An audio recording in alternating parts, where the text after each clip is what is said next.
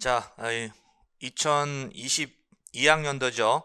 임용기출 영어학 문제 해설하겠습니다. 여기다가 임용기출 영어학 문제만 중심으로 해가지고 해설을 한번 해보도록 하겠습니다. 여러분들 먼저 시험 보시느라 너무 고생 많으셨고, 항상 시험은 이 추운 날 시험을 보게 되죠. 추운 날 시험 보게 되면은 신체적인 리듬도 잘 안 좋아지고 긴장되고 배도 아프고 머리도 띵한 것 같고, 그래서 사실 신체적인 컨디션은 그렇게 좋지 않은 상태에서 시험을 보게 되죠. 그렇게 되니까 제가 집에서 문제를 받아봤을 때 느끼는 그 문제에 대한 체감적인 난이도가 여러분들이 훨씬 더 심할 것이다 라는 생각을 합니다. 자, 총평을 먼저 하면서 시작을 좀 해볼게요. 난이도가 영어학 중심으로 해가지고 난이도가 어땠을까? 이렇게 한번 여러분 입장에서 한번 생각해 보는 겁니다. 난이도는 예년에 비해서 제가 봤을 때는 예, 중보다 조금 더 중상은 아니고요. 중상은 아니고 중보다 조금 위에 이렇게 있지 않았나 싶어요. 중보다 조금 그 이유를 여러분들 해설을 하면서 말씀드릴게요. 여기에서 보시면은 왜 난이도를 이렇게 중보다 살짝 위에 이렇게 있다라고 말씀을 드렸냐면은 일단은 이게 지문은 쉬워요. 지문의 난이도는 합니다. 지문의 난이도는 하예요. 그러나 답안을 작성할 때 답안을 이렇게 작성해야 될 때 답안 작성이 약간 멈칫거리는 부분이 있습니다. 답안 작성에서 이 부분에서. 그래서 지문만 보면은 여러분들이 지문만 읽었다면 이거 너무 쉽잖아 이렇게 생각할 수 있고 자신감을 얻을 수 있을 텐데, 이제 지문 다 읽고 아래 내려가 가지고 디렉션을 읽었을 때 가만 있어봐, 이거 조금 생각하게 만드네 라고 하는 부분 때문에 그런 거예요. 예. 자, 그래서 여기에서는 이번에 2022학년도의 영어학 그 시험의 난이도는 이 디렉션에서 여러분들 난이도를 조절했다라고 말할 수 있습니다. 디렉션에서 여기에 지금 난이도가 조절이 된 부분이다. 이렇게 볼 수 있어요. 디렉션을 어떻게 하느냐에 따라 가지고 난이도가 달라질 수 있구나라는 것을 여러분들이 이제 아시게 될 것이고요. 그 다음에 그러면 앞으로 여러분들이 이제 공부할 때 어떻게 공부해야 될지, 앞으로 이후에 2023년도를 준비하는 우리 수험생들이 무엇을 초점을 두면서 무엇도 신경을 써야 될지를 이 시험을 통해서 알 수가 있는 거죠. 디렉션을 통해서, 지문을 통해서도 우리가 난이도를 둘 수도 있고요. 제가 2021년도 작년도 기출 해설할 때 지문에서, 특히 그 의문문 문제에서 지문에서 난이도가 있었다라고 했는데, 이번에는 지문에서의 난이도보다는 디렉션에서의 난이도가 있었다라고 이제 이렇게 정리를 할 수가 있겠어요. 자, 그 다음에 문제 유형을 한번 보도록 하겠습니다. 좀 지우고요. 문제 유형은 특이사항이 뭐냐면 4점짜리 그 서술형에서도 빈칸이 출현했어요. 빈칸이 있는 서술형이죠. 빈칸이 있는 서술형, 요러한 답안 작성 유형은 사실 예전 유형이거든요. 옛날의 유형인데 그러한 유형을 다시 한번 사용했다라는 거. 빈칸도 작성해야 되고 이게 이제 서술도 해야 되고, 그런 것들을 지금 문제 유형으로 집어넣었다라고 보시면 되고요. 그리고 이제 전체적으로 문제 유형은 특별히 바뀐 건 없습니다. 요러한 것들 외에는. 그 다음에 이제 문제 유형 말고 추가적으로 우리가 다뤄야 될 것은 이번에 시험 나오는 영역을 제가 지금 얘기 안 했는데, 이 영역과 관련해서는 통사론에서 세 문제, 그 다음에 의문론에서 세 문제 이렇게 나왔어요. 총 6문제. 그래서 기존에 이렇게 6문제의 패턴은 그대로 유지하고 있습니다.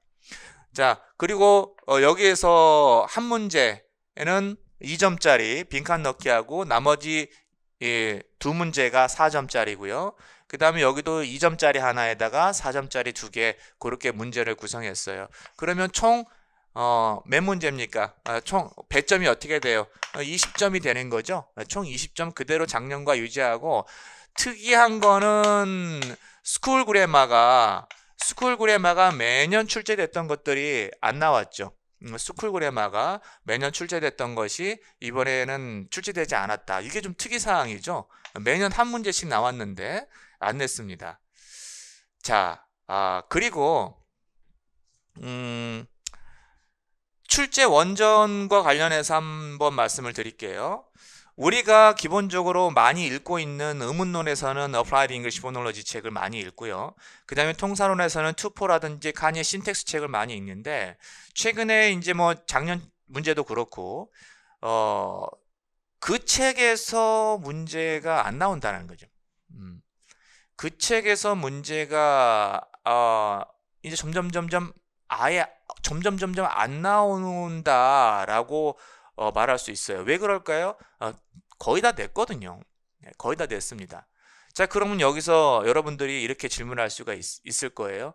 그러면 내년 준비를 위해서 우리가 다른 책을 읽어야 될까요? 아니요, 그럴 필요 없어요. 기존에 문제를 거기서 안 냈다 뿐이지, 우리가 공부하는 그 내용은 그 책 안에 Applied English Phonology, 요건 좀 이따 얘기할게요. 통사론만 이야기하면은 투포라든지 카니의 신텍스 안에서 우리가 충분히 응용할 수가 있습니다. 그것만 우리가 공부를 한다면. 근데 지금 그 Applied English Phonology 이 책 의문론에서 우리가 아주 그냥 바이블처럼 보는 것, 여기에서 그 없는 것이 두 가지, 중요한 영역이 빠진 게 두 가지가 있어요. Applied English Phonology에서. 뭐냐면 자질과 관련된 거예요. 변별 자질과 관련된 내용을 여기선 다루질 않습니다. 그 다음에 우리가 3년 연속 시험에 나왔던 foot과 관련해서도 Applied English Phonology에서는 다루지 않아요. 이런 것들이 지금 문제에서 나왔어요. Applied English Phonology를 배제시킨 거죠. 니네 열심히 거기서 공부했어? 나는 딴 데서 낼 거야. 이렇게 이제 한 거죠. 그죠? 네. 자, 그래서 우리가 앞으로 공부를 할 때 이 여러분들 그 Applied English Phonology는 여전히 중요합니다. 이것을 공부하지 말라는 얘기가 아니라 여전히 중요하고요. 그 다음에 자질과 관련해서는 별도의 자료를 통해서 여러분들이 공부를 해 주셔야 되고요. 물론 저도 강사 입장에서 이러한 자료를 보완해 가지고 여러분들한테 이제 강의를 제공을 할 겁니다. 그 다음에 foot 같은 경우도 3년 연속 이 foot 소재로 나왔다는 것이 참 놀랍기도 한데, 자, 이것도 지금 이 문제 다른 책에서 출제가 됐죠. 그 다음에 이제 통사론도 보시면은, 통사론도 우리가 투포, 그 다음에 카니의 신텍스 이런 것들만 주구장창 봐왔는데 그것만 봐도 응용을 할 수가 있어요. 그러나 이제 출제 원전이 다른 책에서 자꾸 나온다는 것을 알 수가 있는데, 자, 제가 요 두 책을 여러분들한테 좀 보여드리도록 하겠습니다.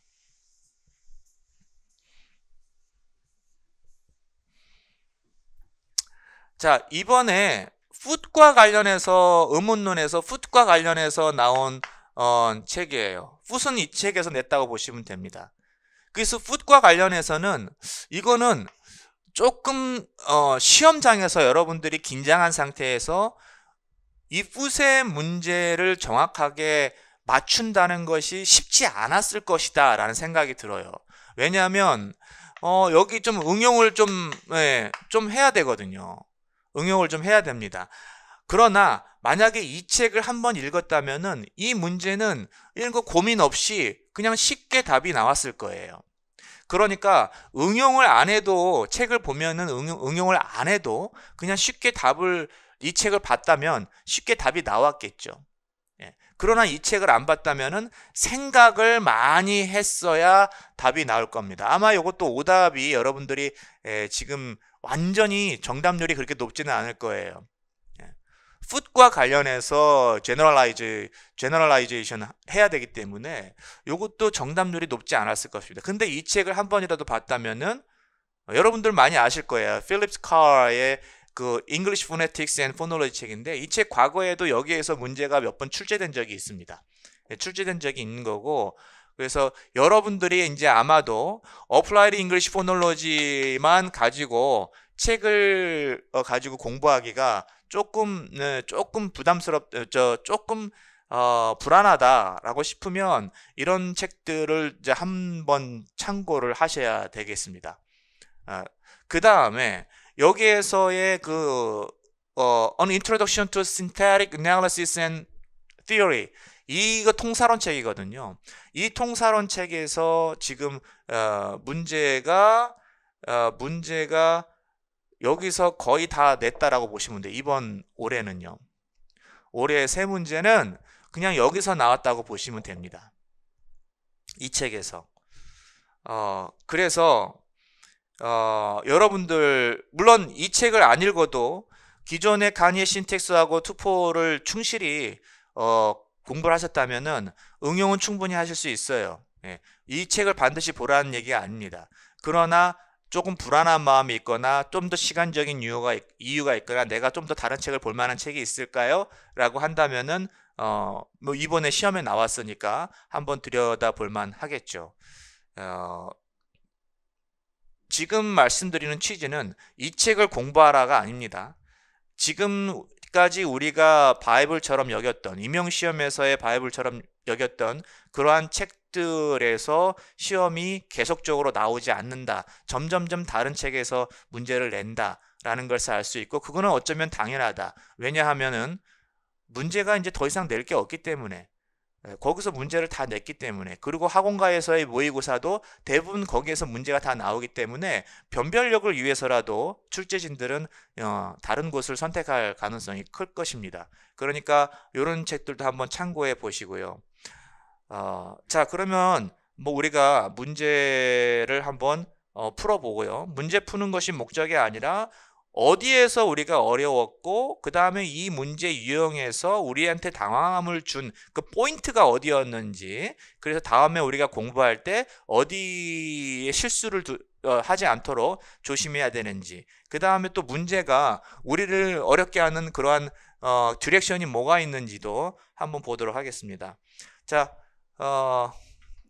2점짜리 의문론 문제입니다. 2점짜리 의문론 문제 가보도록 하겠습니다. 단락이 바뀔 때 여러분들 조심하세요. 지문에서의 단락 바뀔 때 그걸 조심하셔서 그 단락별로 여러분들이 정리를 하면서 읽으셔야 합니다. 첫 번째 단락은 어떤 개념을 나타냈고 두 번째 단락은 어떤 개념을 나타냈다 라는 것을 머릿속에 정리하면서 답안을 작성하셔야 돼요. 자, 여기 보시면은 to consonant 의문론 문제고요. 어떤 주제, 어떤 영역에서 나왔는지 여러분들이 한번 파악을 한번 해보시기 바랍니다. 두 개의 consonant가 word initially, 단어 초성에서 단어 초반에 나타날 때, 그러니까 우리가 단어에 요렇게 두 가지의 자음이 연속으로 왔을 때, word initial position에서 이렇게 두 가지 나타났을 때 첫 번째 컨소넌트의 이 소노리티가 낮다라는 거죠. 그러면 소노리티 얘기를 하니까 여기에 모음이 이제 당연히 있겠죠. 모음 앞에 자음이 두 개 있을 때 소노리티가 낮죠. 그럼 두 번째 그 소노리티가 더 높게 되는 거죠. 그 다음에 모음이 가장 소노리티가 높게 되는 거죠. 그렇죠? 그 다음에 이제 또 참고적으로 말씀드린 뒤에 이렇게 이제 자음군이 나왔을 때 모음을 중심으로 소노리티가 높고 그 다음에 멀어질수록 모음에서 멀어질수록 이렇게 소노리티가 낮아지는 현상을 보이는 거죠. 이것을 우리는 어플라이드 잉글리시 포놀로지에서도 이것을 다루고 있어요. 그래서 이것은 그리 어려운 내용은 아닙니다. 자, 그런데 두 번째 except가 있다라는 거죠. 이러한 현상을 보이지 않는 거. 여기 첫 번째 자음에 스 사운드가 왔을 때, 그죠? 스트라이크 했을 때 이렇게 스트 이렇게 왔을 때 이 스 사운드가 맨 초성에 왔을 때는 이렇게 보이지 않는 거죠. 왜냐하면 스탑 사운드가 더 공명성이 더 낮고 스 사운드가 살짝 높거든요. 그러니까 공명성이 이렇게 가죠. 공명성이 이렇게 가니까 이것이 이제 예외가 되는 겁니다. 자, 여기 보시면은 스 사운드하고 voiceless obstruent sequence 이러한 스트와 같은 이러한 시퀀스를 보이는 거죠. 여기 스탑에서의 이렇게 스트, 그 다음에 스피어에서의 이러한 조합, 그쵸? 자, 그러면은 여기에 앞에 음절의 자음군, 초성에 오는 온셋 포지션에 오는 자음군의 배열을 얘기하고 있어요. 그럼 여기서는 지금 주제가, 이 문제의 주제는 어떤 영역에서 출제가 된 겁니까? 음소 배열론이죠. 포노텍틱에서 지금 출제를 하고 있는 거죠. 포노텍틱스에서 음소 배열론에서의 지금 출제가 되는 겁니다. 어느 영역에서 출제가 되는 건지 잡아두시고요. 음소 배열론은 사실은 그렇게 많이 출제되는 영역은 아니에요. 그렇죠? 음소 배열론은 그렇게 많이 출제되는 영역은 아닌데 그래도 굉장히 중요하죠. 그냥 그것이 메인 주제로 출제가 안 됐더라도 항상 이렇게 주변 개념으로 해서 우리가 알아야 되는 아주 중요한 겁니다. 음운론에서. 자, 그래서 여기 보시면은 이제 두 개의 리퀴드 사운드, L 사운드하고 R 사운드가 두 번째 컨소넌트에서 나타났을 때 여기에 요 두 번째 모음 가까이에서 나타났을 때 얘네들이 상대적으로 소노리티가 높죠. 그렇죠? 소노리티가 높아요. 자, 여기까지가 음절 온셋 포지션에서 자음 두 개가 나왔을 때의 음소 배열과 관련된 것을 소노리티, 공명성으로 지금 설명을 하는 겁니다. 이것은 기존에 옛날에도 시험에 나왔던 내용이에요. 특별한 내용이 아니죠. 자, 근데 이제 여기서부터 however 부터가 이렇게 지문에서 나오면은 정신을 바짝 차리시고 이게 이제 문제와 관련된 거구나. 여기서 지금 정확하게 잡으셔야 되겠죠. 개념 정확하게 잡고요. 자, 대디아가 아니다라는 거예요. 그러한 컨비네이션이 지금 앞에서 이야기한 이러한 컨비네이션이 가능하지 않다. 항상 가능한 것은 아니다라고 이야기하고 있고요. 지금 여기에서 보시면은 첫 번째 데이터하고 두 번째 데이터가 나와요. 두 번째. 그래서 앞 데이터를 보시면은 그 사운드가 L 사운드하고 결합이 돼가지고 괜찮아요. 그쵸? play, bleed, fly, click, glass 이렇게 이러한 조합이 괜찮아요. 요거는 L 사운드와 결합이 됐어요. L 사운드하고 결합이 돼가지고 자음이 결합이 돼서 괜찮습니다. 그 다음에 R 사운드하고 결합이 된 거죠. 이렇게 R 사운드하고 똑같이 그 사운드가 R 사운드하고도 결합이 됐어요. 아주 좋아요. 그죠? 여긴 좋습니다. 자, 그런데 여기서 however에서 말한 거, 항상 이러한 경우라는 것은 뭐예요? 이러한 소노리티를 보이는 L 사운드, R 사운드가 모음 가까이에 있고 그 다음에 그 소노리티가 낮은 이런 것을 이러한 소노리티와 관련해서 자음군이 배열되는 그러한 것이 항상 있다라는 것은 아니죠. 자, 여기 보시면은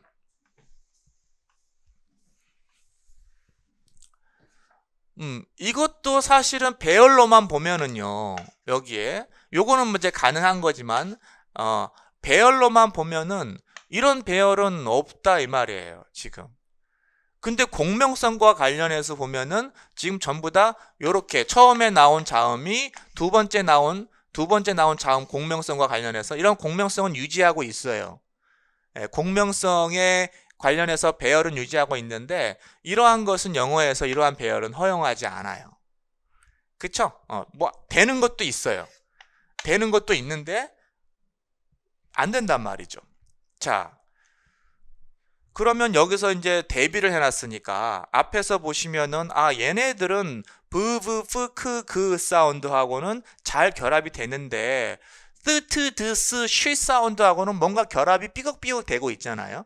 그쵸? 예, 그러한 공명성과 관련해서 음소 배열이 제대로 이루어지고 있지 않아요. 자, 그 다음에 이제 아래 보겠습니다. 빈칸에 집어넣어야 되겠죠.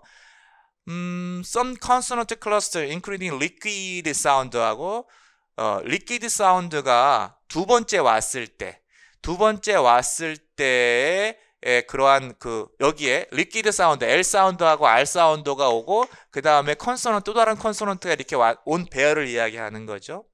이렇게 배열이 됐을 때 지금 이러한 배열이 일부 여기를 보여주는 거죠. 이러한 배열들이 나타나지 않는다. 월드 이니셜 포지션에서 except for a few loan word. 뭐 일부 차용어를 제외하고는 이렇게 지금 들쑥날쑥하다라는 것을 이야기해 주고 있습니다. 그래서 여기 보시면은 as a result 결과적으로 liquid sound 사이의 컨트라스트가 neutralize 됩니다. 자, 이렇게 이제 해놓고 어디 뒤에서 neutralize 됩니다. 이렇게 들어갔어요. 자, 요 말은 여러분들이 시험장에서 읽었을 때 일부 제가 봤을 때 10명 중에 한 5명은 이거 무슨 말이야? L 사운드하고 R 사운드 사이에 컨트라스트가 뉴트럴라이즈 된다고? 그럼 중화현상이 일어난다는 얘기야? 내가 봤을 때 이게 뭐가 중화현상과 관련된 건가? 이렇게 지금 다시 한번 이 문장을 다시 한번 10명 중에 5명 이상은 다시 한번 읽었을 가능성이 크죠. 자, 이것을 단순하게 말씀드리면은 L 사운드하고 R 사운드 사이에 대조가 보이는 경우는 어떤 경우예요?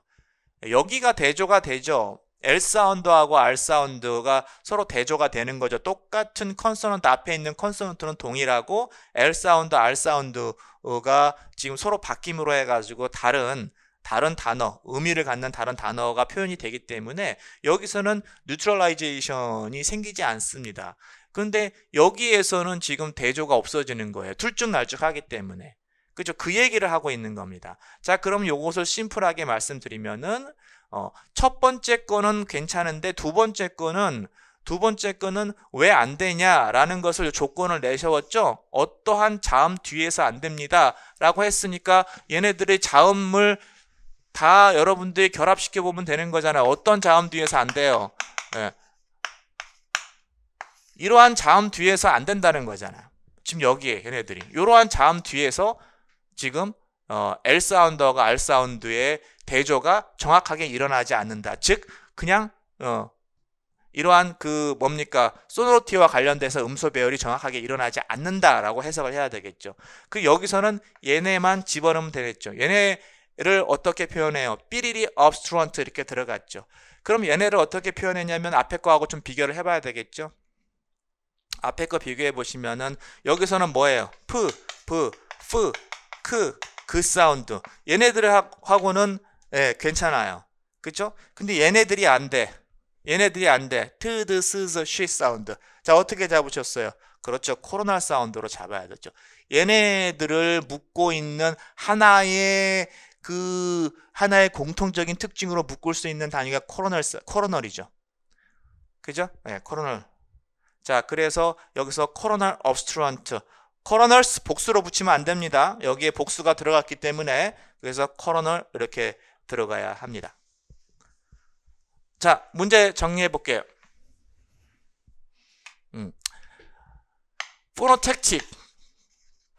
포노텍틱을 주제로 문제를 만드는 겁니다. 영역은 포노텍틱에서 나왔고요. 그 다음에 여러분들이 문제를 풀기 위해서의 핵심적 지식은 뭐예요? 지금 코로널 사운드를 정확하게 이해하고 있는지. 영역은 포노텍틱에서 나왔고 코로널 사운드. 그 다음에 또 뭐예요? 레이비얼 사운드, 그냥 도설 사운드. 입술에서 나냐? 혀 끝에서 엔트리얼 사운드도 있고요. 엔트리얼 사운드. 그 다음에 레이비얼, 엔트리얼 이렇게 구분해서 찍는 거 코로널, 도설 이렇게 구분해서 지을 수 있느냐 여러분들한테 묻고 있는 겁니다. 포노택틱에서 코로나에 대한 자질을 묻고 있는 문제예요. 그렇게 어렵지 않습니다. 이 문제는 여러분들이 정상적으로 공부했다면 바로 맞힐 수 있는 문제가 됩니다. 자, 그 다음에 한번 볼게요. 자, 이 문제에서 여러분들이 조금 어려움을 겪었을 것이다 라고 생각이 됩니다. 한번 읽어볼게요. 포놀로지에 관한 문제고요. 이것이 풋과 관련해서 연속 3년째 3연속으로 지금 나온 문제인데 한번 보겠습니다. 어떻게 문제가 출제되고 우리를 어떻게 골탕 먹이고 있는지. 자, 운율 단위로서 syllable foot 같은 것이 운율 단위죠. 좋습니다. 여기까지. 이러한 운율 단위가 언급이 된대요. In the phonological description에서. 자, 우리가 syllable이 phonological description에서 언급이 된다라는 거 많이 봤죠? 그게 무슨 말이에요? syllable onset 포지션에 있느냐, 코다 포지션에 있느냐에 따라서 의문 현상이 달라지는 것을 많이 봤습니다. 그렇죠? 바로 그 말이에요.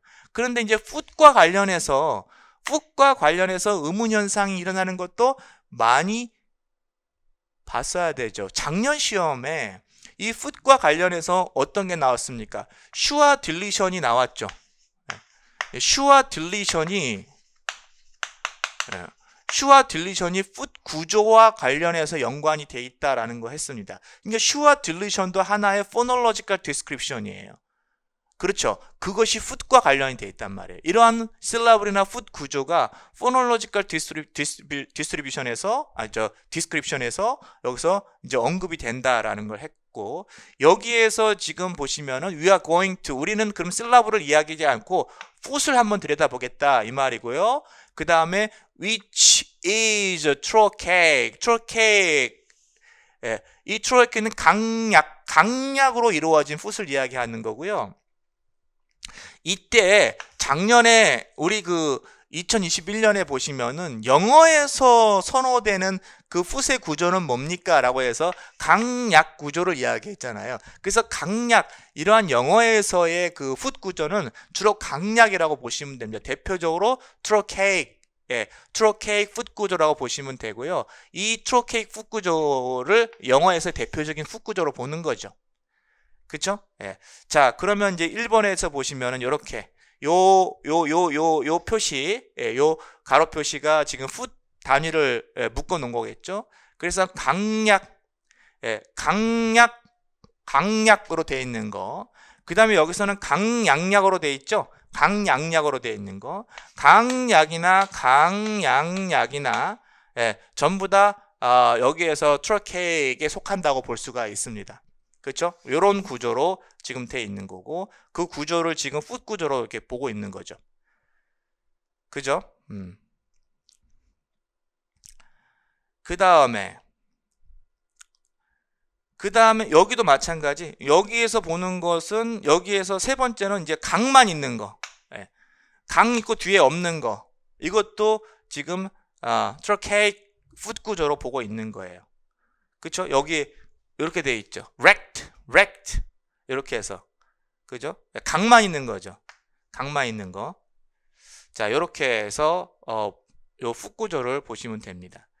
자, 이런 것들, 요런 구조가 전부 다 요 구조에 속한다라고 이야기를 하고 있는 거고요. 자, 그러면 이제 그 다음부터 읽어볼게요. 자, 2번 두 번째 데이터를 한번 보시면은 여기에서 줄바꿈이 일어났죠. 줄바꿈이 일어났으니까 여러분들이 시험장에서 어떻게, 첫 번째 단락에서는 foot 구조를 이야기했고, 지금 강약, 강양약, 그 다음에 강만 있는 것을 trochaic foot 구조로 지금 설명을 하고 있구나 라고 여러분들의 감을 정리를 하시면서 얘네 구조가 foot 구조다. 이 foot 구조가 phonological description의 어떤 역할을 한다라는 이야기를 하고 있구나라고 정리하고, 자, 그 다음 단락으로 넘어가면은 여기에서 그 다음 단락에서 말하는 소재는 뭐예요? aspiration과 관련된 그러한 소재로 이제 전환이 됩니다. 자, 그러면 여기서 이러한 foot 구조와 aspiration이 연관을 시키려고 지금 하고 있는 거죠. foot 구조와 aspiration 현상을 연관을 시키려고 하는 겁니다. 우리가 지금까지 aspiration이라는 것을 겁나 많이 봤습니다. aspiration이라는 현상을 되게 익숙하게 많이 봤는데 이 aspiration이라는 그 현상을 설명할 때 가장 중요한 거는 스트레스하고 실라블의 온셋 포지션에 있느냐 그걸 보는 거예요. 실라블의 온셋, 실라블의 구조와 강세. 근데 우리는 풋으로 aspiration을 본 적이 여러분들이 있어요, 없어요? 풋 구조로 aspiration 현상을 분석한 것이 그렇게 없어요. 어플라이드 잉글리시 포놀로지에서도 그 나오지 않았죠. 자, 근데 여기에서는 풋 구조를 통해서 aspiration을 보려고 하는 거예요. 지금 연관시키고 있죠. 풋 구조 나오고 aspiration 현상이 나오고 있으니까. 자, 그 다음에 이제 간단하게 보겠습니다. 자, 그러면 긴장이 되겠죠. 뭐야, 이거. 풋 구조하고 aspiration이 나왔네? 살짝 긴장이 들어가죠. 그렇죠? 난이도가 여기서 이제 살살살살 올라가고 있는 겁니다. 여러분들의 난이도가 두려움과 긴장도가 살살살살 여기서 올라가고 있는 거예요. 자, voiceless stop 사운드가 aspirate 되는 거죠. 어디서? stressed vowel, 스트레스 그 다음에 바로 stressed vowel이 나왔을 때. 그러니까 stressed 받는 음절 초성에서 aspiration 된다라는 그걸 얘기하는 거죠.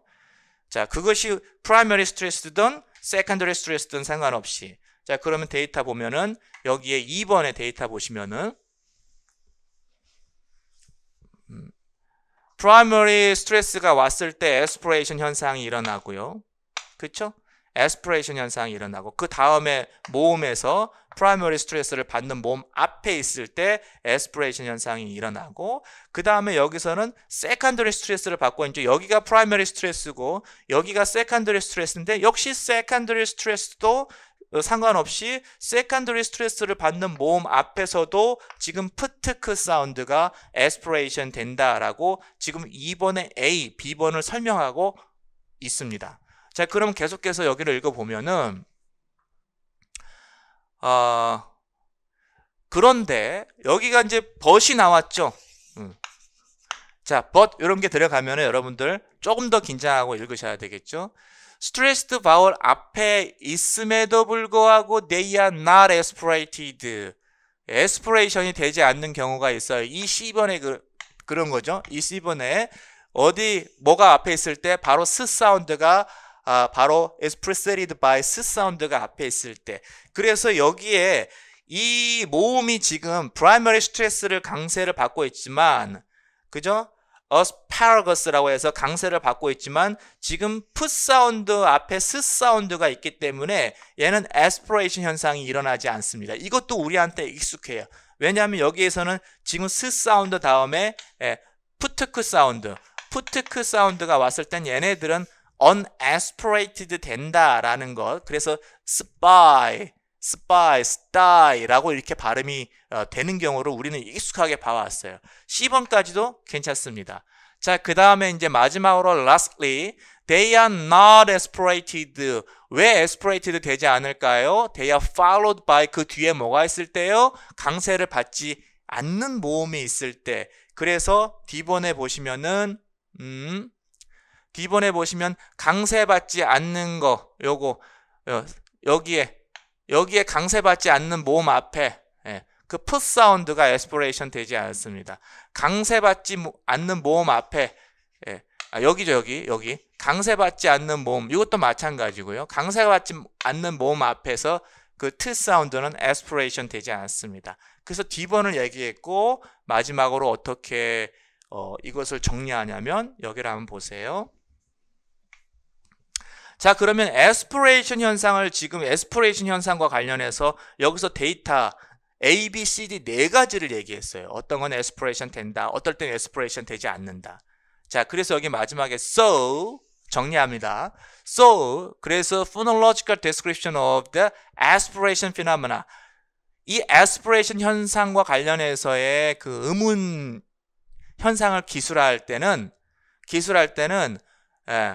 must be complicated without referring to food. 복잡하다 이 말이에요. 복잡하죠. 네 가지로 좀 분류해서.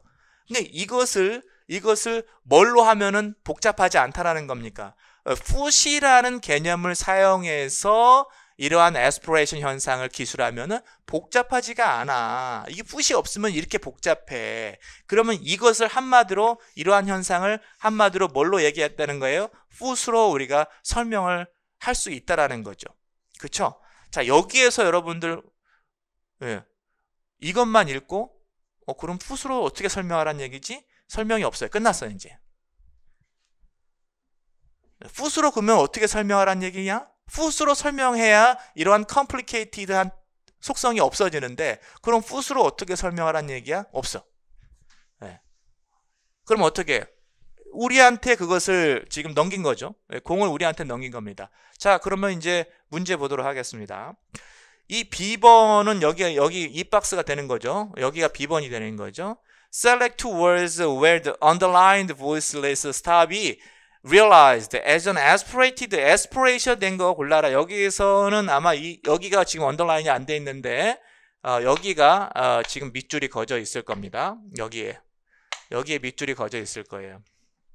그러면 에스피레이션 현상이 일어나는 거는 아까 뭐가 있었어요? 에스피레이션 현상은 아까 저기 강세를 받는, 그것이 세컨더리든 프라이머리든 세컨더리든 그 강세 받는 몸 앞에 있을 때 그거예요. 그러면 얘 강세 받아요. 강세 받아요. 얘는 강세 받지 않아요. 강세 받지 않으니까 지금 여기서 지금 저 에스피레이션 현상이 일어나지 않아요. 얘는 강세 받아요. disentangle이니까 강세 받아요. count 강세 받아요. 그러니까 여기에 disentangle과 accountability 했을 때 여기에 밑줄 친 부분이 강세를 받습니다. 두 가지 요거 골라주시면 돼요. 요거 substantial도 강세를 받지만은 스 사운드가 앞에 있기 때문에 강세 받죠. aspiration 현상이 되지 않아요. 자, 그래서 여기에서 보시면은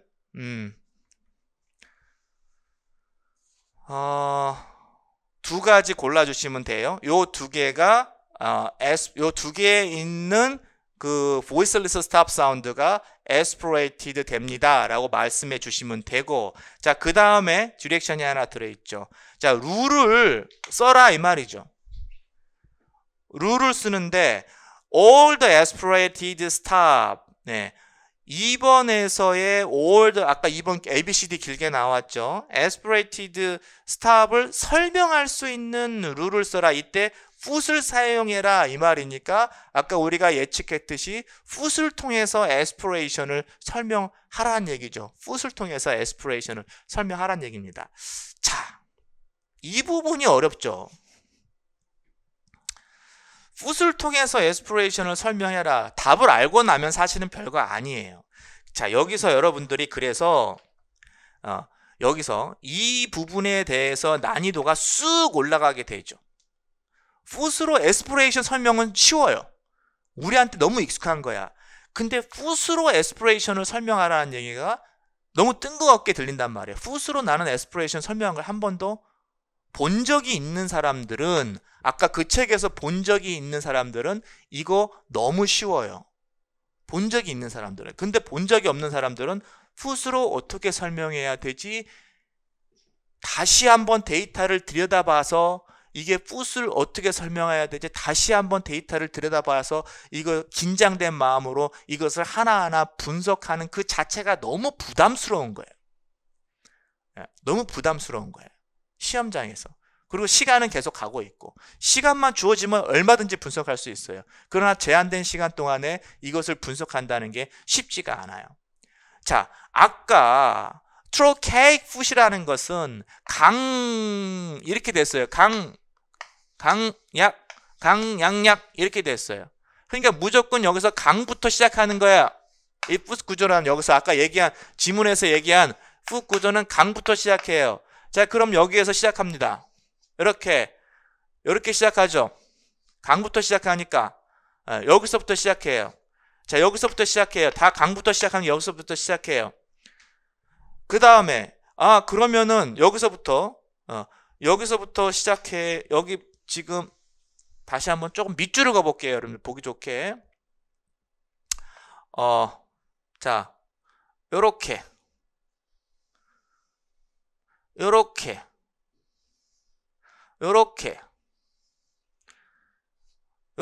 전부 다 여기 지금 바로바로 요렇게 요렇게 지금 여기에 지금 풋 구조예요.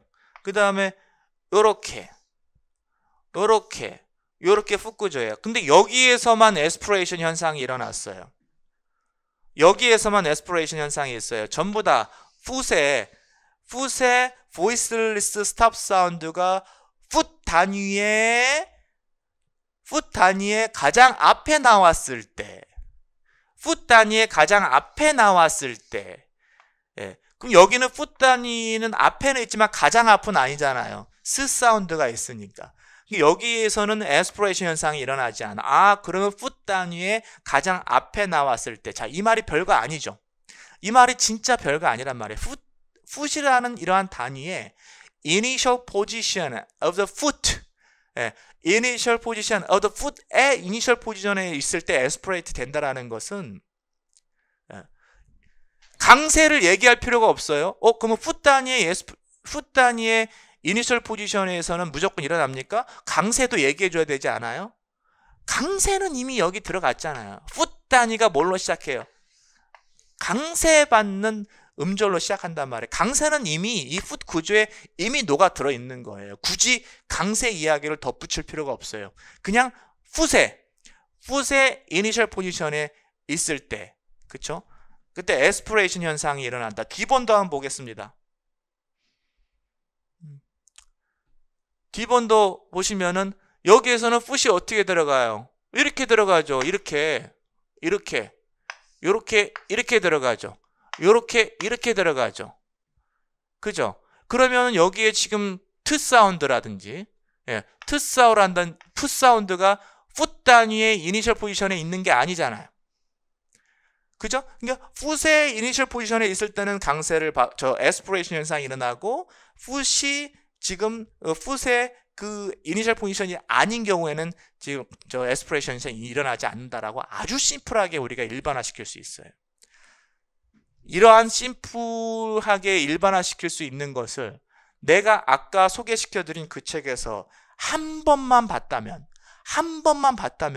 바로 이니셜 포지션이라는 것을 쉽게 답을 할 수가 있을 텐데, 그것을 안 봤다면은 이 이니셜 포지션, 풋의 이니셜 포지션이라는 말이, 이 표현이 안 나온단 말이에요.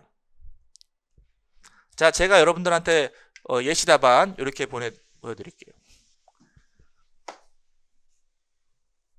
자, B하고 C에 있는 voiceless stop 사운드가 aspirated stop으로 realization 된다. 이것은 여러분들이 다 쉽게 맞힐 수 있을 거예요.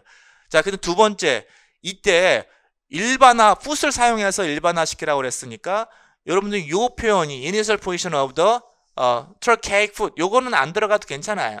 요거는 foot 자체가 트러케이라고 했으니까 굳이 넣지 않아도 괜찮습니다. 자, 요렇게 해서 이니셜 포지션은 요 표현이 여러분들이 바로 써낼 수 있었나? 별거 아닌데 이 표현을 시험장에서 써낼 수 있었을까? 요거에 대해서는 제가 쉽지 않다라고 해서 이 부분에 대해서 난이도가 많이 올라갔고, 그 다음에 이 부분을 굉장히 다양한 표현으로 써낸 사람들이 많이 있을 거예요.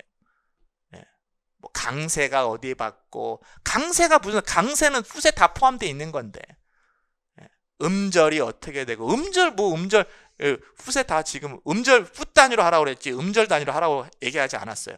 우리는 맨 처음에 지문에 풋 단위를 보겠다고 했어요. 우리는 풋 단위를 보겠다. 음절을 보는 게 아니라 풋 단위로 보겠다. 이렇게 들어가면 돼요. 음절. 그 다음에 강세를 더 넣어가지고, 음절과 강세를 넣어가지고, 그렇게 이것을 설명했다라면은 여러분들 그 부분에 대해서는 감점을 받을 수 있다고 감안하셔야 돼요. 이게 물체를 할지 칼체를 할지는 모르겠으나 그 부분에 대해서는 감점을 예상하셔야 됩니다. 풋 단위에 대한 그러한 개념을 정확하게 알지 못하고 쓴 표현이기 때문에. 자, 그 다음 보겠습니다. 그래서 아까 그 문제의 특징은 풋으로 설명해라 라고 이렇게 했어요. 이 책을 봤다라면 쉽게 맞출 수 있는 문제인데, 그래서 제가 아까 초반에 말씀드렸듯이 이제 어플라이드 잉글리시 포놀로지만 너무 주구장창 봐서 시험을 준비할 수 있는 이러한 때는 이제 조금 지나지 않았나. 예, 좀 지나지 않았나. 그래서 저도 앞으로 이제 여러분들한테 2023년 대비 강의를 할 때 이러한 생각을 했습니다. 굉장히 다양한 그 교재, 다양한 데서 여러분들한테 다양한 그 의견을 가진 여러 가지 이론을 가지고 좀 교재화시키고 강의를 만들어야 되겠다, 이러한 생각을 했습니다. 자, 그 다음에 통사론 보도록 할게요. 이 통사론은 그러니까 거의 그 책에서 나왔다고 보시면 돼요. 아까 제시한 책에서. 자, 여기 보시면은 이제 코오디네이션이라는 것이 지금 여기에 소재로 들어갔죠. 코오디네이션이 지금 되는데, 코오디네이션이 가능할 때 그 조건을 얘기하는데, 두 가지 성분이 통사적인 기능을 공유해야 된다 라고 해서 원통사적인 기능 했을 때 컴플리먼트, 애정트가 나오고 있어요. 이거는 여기까지는 우리가 봤던 거죠. 그래서 컴플리먼트는 컴플리먼트끼리 코오디네이션 되고 애정트는 애정트끼리 코오디네이션 된다라는 것은 우리가 이미 익숙하게 그냥 조금만 기본적인 내용이에요. 임용시험을 공부할 때. 자, 그래서 여기 보시면은 컴플리먼트끼리 지금 코오디네이션 시켜놓은 거. 그 다음에 컴플리먼트와 애정트를 코오디네이션 시켜놓은 거는 비문이다, 이렇게 이제 들어갔습니다. 자, 그 다음에 줄바꿈 들어가죠. 그러면 우리가 요 문제를 풀 때 지금 코오디네이션은 컴플리먼트끼리 애정트끼리 이렇게 코오디네이션 된다라는 거 개념 잡고 들어가시고요.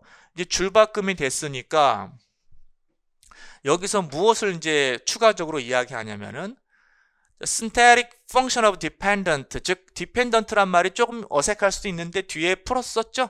complement하고 adjunct, complement, adjunct, 어떤 뭐 종속적인 성분이라고 보면 되겠죠. 명사에 딸려서 나오는 거니까 딸린 식구들, 메인은 아니고 또 종속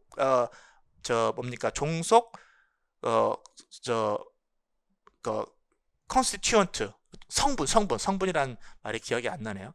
종속적인 성분들인 이러한 성분들의 통사적인 기능이 영향을 끼친다. 그러면 두 번째 내용에서는 이제 원대체와 관련해서 이야기를 하고 있습니다. 원대체도 우리가 익숙한 거예요. 그쵸? 원대체는 지금 n바만 대체가 될 수 있다라는 것을 우리는 기본적인 개념으로 배웠단 말이죠. 자, 예를 들어 한번 보겠습니다. 여기서 프린스는 여기서 원으로 대체가 될 수 있었는데 여기서 이때 프린스는 원으로 대체가 될 수 없어요. 그렇죠? 그 이유가 뭔고 하니 이때 원은 뭐에 의해서 수식받을 수 있어요? 이때 원은 뭐에 의해서 수식받을 수 있어요?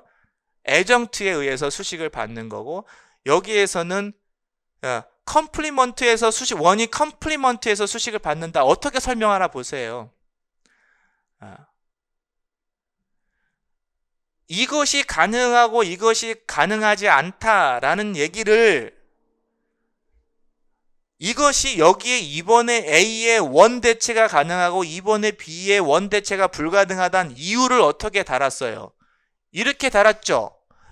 이것은 N바고 이것은 M바가 아니다 라는 그런 용어를 사용하지 않았고, 어떻게 썼냐면 명사가 애정트에 의해서 modified 되는 경우는 원으로 대체될 수 있다. 애정트에 의해서 modified 되는 경우는 원 대체가 가능하다. 그러나 complement에 의해서 원 대체가 되는 경우는, complement에 의해서 수식되는 경우는 이때 원을 사용할 수 없다라는 이러한 modified by adjunct, modified by complement 이러한 용어로 썼단 말이에요. 자, 요것을 우리가 이유를 설명할 때 이러한 표현을 써야 되겠죠. m바라는 표현을 쓰는 것도 좋지만 여기 지금 지문의 취지의 속성상 적합하지 않습니다. 무엇에 의해서 수식을 받느냐라고 이제 설명을 해주면 됩니다. 자, 여기까지는 그렇게 어렵지 않죠. 자, 두 번째, 그러면 두 번째, 첫 번째는 coordination, 펑션에 의한 coordination, 두 번째는 one replacement 대체, 그 다음에 세 번째 이제 줄바꿈이 들어가죠. 세 번째 줄바꿈이 들어가면은 얘는 뭐냐면은 명사의 그 디펜던트라는 것은 아까 컴플리먼트 종속 그 성분이라는 얘기했죠. 컴플리먼트하고 에정트가 어디 나타날 수 있어요? 프리노미널 포지션이 나타났어요. 포스트 노미널이 아니라 뒤쪽이 아니라 이제 프리노미널에 나타날 수가 있다란 말이에요. 아, 이게 이제 소재예요. 아, 그러면 앞에 나타났을 때, 요건 뒤에 나타났잖아요. 명사 뒤에 나타났는데 명사 앞에 나타났을 때 이것이 ambiguity가 생길 수 있다. 중의성이 생길 수가 있다. 이것은 투포에서도 다뤘던 거예요. 그죠? 투포에서도 다뤘던 겁니다. 그래서 투포에서는 뭐가 나왔어요? English teacher가 이렇게 나왔잖아요. 이게 영어 선생님이야, 영국 선생님이야, 영국인 선생님이야. 그러한 중의성이 있다라는 겁니다. 여기에 코리안 프로페서에서 중의성이 생기는 거죠. 한국어를 가르치는 교수님이야, 아니면 한국인 교수님이야. 이렇게 중의성이 생길 수 있다라는 거죠. 이러한 중의성이 왜 생겨요? 이것이 컴플리먼트로 기능하느냐, 애정트로 기능하느냐에 따라서 생길 수가 있다라는 거죠. 여기까지도 여러분들이 익숙하게 받아들일 수 있습니다. 자, 그러면 이제 지문은 여기서 끝났습니다. 지문은 세 가지를 이야기하고 있어요. 같은 기능을 하는 것끼리 코오디네이션 되고, 그 다음에 and, 원으로 지금 대체될 수 있는 것은 무엇에 의해서 명사가 modify 됐을 때 대체될 수 있어요? adjunct에 의해서 modify 됐을 때. 그 다음에 세 번째는 지금 pre-nominal 포지션에 있을 때의 중의성과 관련된 거예요. 이 세 가지를 이야기했습니다.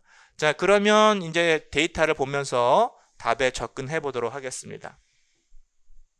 이 문제도 혼동한 사람이 있더라고요. 여러분들이 만약에 이 문제를 답하는데 혼동이 됐다라고 하면은 저는 이유를 그렇게 봅니다. 이것이 혼동스럽다라고 했을 때는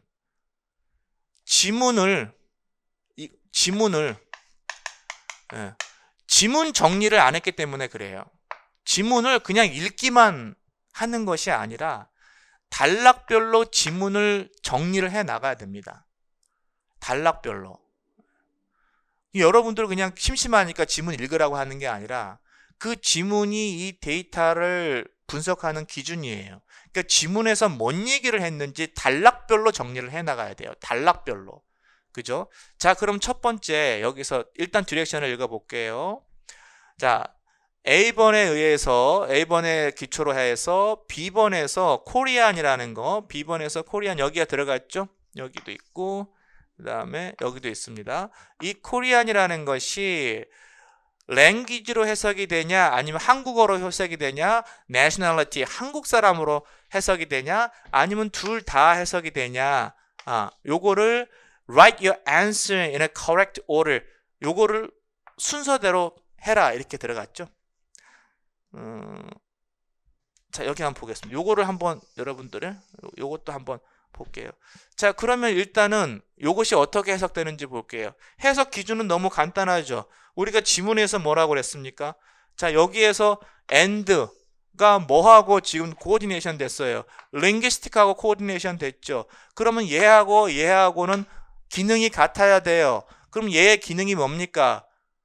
이거는 무조건 컴플리먼트죠. 언어학을 가르치는 교수님이니까 컴플리먼트면 얘도 컴플리먼트여야 돼요. 이것이 컴플리먼트라면은 한국 사람이 아니라 한국어가 돼야 돼요. 랭귀지가 돼야 돼요. 그렇죠? 당연히 이거 지문을 읽었다면은. 그런데 지문을 생각 안 하고 여기만 보면 지문은 내가 읽었어. 그 읽고 나서 지문에 대한 내용은 머릿속에서 없어졌어. 여기만 보는 거예요. 여기만 보면은 이 코리안 프로페서가 코리안이 중의성이 있어요, 없어요? 당연히 있죠. 여기만 들여다보고 있으면 이게 중의성이 당연히 있죠. 여기서 얘기했잖아요. 여기서 지문에서 코오디네이션 되는 것들끼리는 같은 펑션을 가져야 된다. 그러면 앞에 있는 게 컴플리먼트니까 얘도 당연히 컴플리먼트. 컴플리먼트라는 것은 한국어로 해석이 돼야 된다. 바로 나올 수 있죠. 헷갈릴 게 뭐가 있나요? 헷갈릴 게. 지문을 정확하게 잡고 있으세요. 지문을 잡고 있으세요. 지문은 읽고 버리는 게 아니에요. 지문을 잡고 있으세요. 자, 그 다음에 여기에 코리안은 어떻게 해석이 됩니까? 코리안도 역시 코리안 여기서 어떻게 해석이 돼요? 원으로 대체됐어요. 원은 뭐에 의해서 수식이 될 수 있다. 정문이죠. 원으로 대체될 수 있어요. 원은 얘가 애정트일 때, 애정트에 의해서 수식됐을 때 가능하단 말이에요. 그럼 얘는 애정트야. 애정트니까 무슨 의미예요? 한국인이란 얘기잖아요. nationality. 그렇죠? 한국인이란 얘기잖아요. 헷갈릴 게 없어요. 이 문제는 너무나 명확해요. 자, 헷갈릴 게 없어요. 자, 여러분들 이제 여기서 이제 계속 보겠습니다. 그러면 이제 답 나왔죠? language하고 첫 번째 있는 것은 language, 두 번째 있는 것은 한국인이라고 그랬어요. 자, 그 다음에 문제를 이게 language하고 그 다음에 nationality라는 게 답이 나왔죠? 이것을 어떻게 쓰란 얘기예요? 이것을 어떻게 쓰라는 거야? 순서대로 쓰란 얘기예요. 네, 순서대로. 됐어요? 네, 순서대로. 그러면 어떻게 쓰라는 얘기예요? 순서대로. 그냥 이렇게 쓰라는 얘기예요. 답안을 작성할 때 요렇게 쓰라는 얘기는 문장으로 여러분들한테 문장으로 쓰지 마세요. 물론 문장으로 썼다고 그래가지고 이것이 감점이 될지 안 될지는 모르겠으나 순서대로 쓰라는 얘기는 그냥 어떻게 쓰라는 거야? language. 그 다음에 또 뭐야? 두 번째는 어떻게 해석이 됐어요? 코리아는 nationality. 이렇게 순서대로 그냥 쓰라는 얘기야. 이렇게.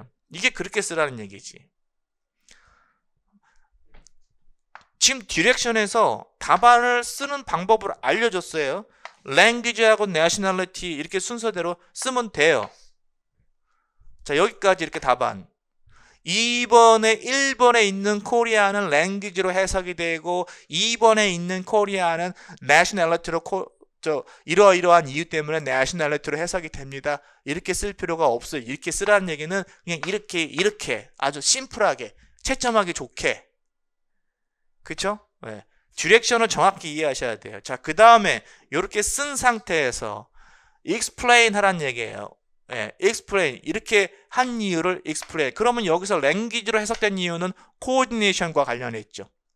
네, coordination과 관련해서 이유를 쓰시면 되고 여기서는 원이 무엇에 의해서 modified 되느냐 그 부분을 설명해 주시면 돼요. 그래서 제가 여러분들한테 제시할 수 있는 예시 답안은 물론 여러분들은 영어보다 더 잘 쓰실 겁니다. 자, 이렇게 해서 language, nationality라고 바로 잡아주시고요. 네, 그 다음에 이제 이유 들어가면 되겠죠. 이유, linguistic이 complement예요. complement니까 여기에 complement하고 코리안 complement라고 하고 또 다른 complement에 의해서 conjoin 될 수 있다. 그러니까 language로 해석이 되는 거고, 그죠? 이 coordination 과 관련해서 반드시 이게 들어가야 돼요. 컴플리먼트하고만 지금 코오디네이션 될 수 있다는 이런 키워드가 반드시 들어가야 돼요. 그 다음에 두 번째, 프로페서는 원으로 대체될 수 있는데 이 원 대체가 뭐에 의해서 해석이 돼야 될 때 modified by adjunct 요것이 이 표현이 반드시 들어가야 돼요. 설명에. 오케이? 예, 설명에. 자, 그 다음에요.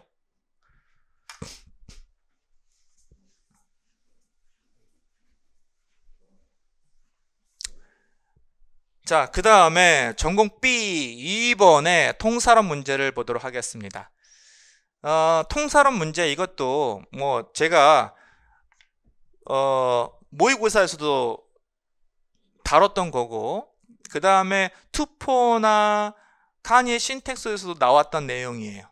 투포나 카니의 신텍스. 그러니까 꼭 아까 그 책 예, 그 책을 안 보더라도 충분히 맞힐 수 있는 그런 내용입니다. 충분히 응용이 가능하죠. 자, 그런데 이것도 여러분들이 이게 혼란스러운 게 없는데, 혼란스러운 게 없을 텐데 요것도 여러 가지 여러분들 뭐 이것이 맞냐 저것이 맞냐 이렇게 해서 약간 초반에 질문을 많이 하셨던 걸로 이제 기억이 납니다. 자, 한번 보도록 할게요. 헤드 무브먼트고요. 텐스를 나타내는 접사, ed 뭐 과거, 현재 시제를 나타내는 접사가 있죠. 예. 그래서 이것이 동사하고 분류가 된다. 언더라이닝 기저구조에서 분류가 된다 라고 하는 거고, 자, 그러니까 지금 시제와 동사는 따로 떨어져 있는 거예요. separate 되는 겁니다. 시제와 동사는 따로 떨어져 있어요. 기저구조에서. 그럼 얘네가 이제 붙어야 될 거 아니에요? 그죠? 붙어야 되는 거죠. 자, 그러면 여기에 보면은 뭐라고 나오냐면 the T, 시제 그 접사는 need to attach the verb, 동사하고 붙어야 되겠죠. 네. 서피스 구조에서 동사로 붙어 있는 걸로 나오니까 당연히 붙어야 돼요. 자, 이러한 현상을 head movement라고 우리는 부르기도 합니다. 자, 근데 이제 문제는 여기에요. 여기서부터. 자, 한번 볼게요. 투포에서는 헤드 무브먼트가 뭐라고 나와 있냐면은 대체적으로 우리 머릿속에 어떻게 정리가 돼 있을 가능성이 크냐면은 T2C, B2T 무브먼트, 헤드 무브먼트는 두 가지죠. B2T 무브먼트하고 T2C 무브먼트. 그렇죠? 이렇게 정리되어 있죠. 카니의 신텍스에서도 B2T, T2C 이가 여러분들 머릿속에 정리되어 있을 가능성이 큽니다. 그러면 방향이 어디예요? 동사가 T 자리로 옮겨가는 거고 T에서 C 자리로 옮겨가는 거죠. 계속 위쪽으로 이렇게 옮겨가는 형상을 이야기하는 거죠. 이렇게 정리되어 있는 사람이 많을 거예요. 잘 정리하신 겁니다.